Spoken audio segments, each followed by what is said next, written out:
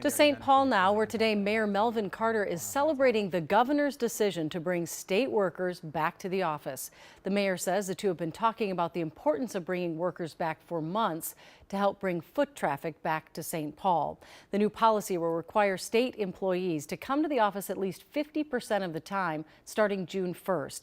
But while the mayor and the governor are celebrating, some workers are not. Raya Katene spoke with one woman who says the new directive will mean a very long commute. Raya? Yeah, the employee I spoke to says she loves her job, but she accepted it in 2023 based on an agreed expectation that she would be remote.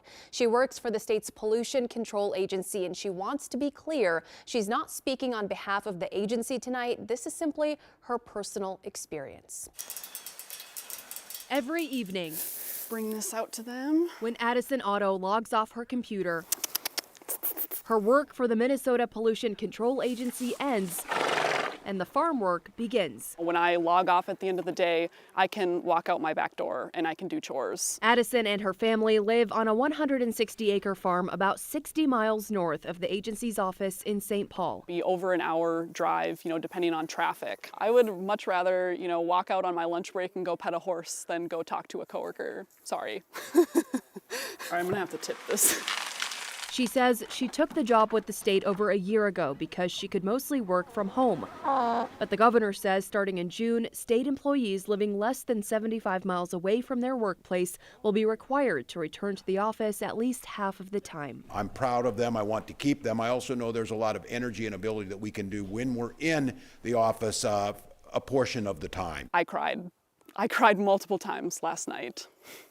As a rule coordinator for the agency, similar to a project manager, Addison goes into the office once a month. I get so much more done at home, and I'm much more efficient at home. And as a mom of two who are in daycare as she works, she's worried about making new arrangements. There's no one else who can pick the kids up, and so that's definitely a big concern for me. When it comes to hard work, This is mineral we give our beef cows. Addison doesn't shy away. Whether it's her work for the state I really love my job. or her work here when she's off the clock. I love living here. It's beautiful. As she balances both, she says she's worried she'll have to choose between the two. I'm just happy to be able to support my local community, and I would like to continue doing so.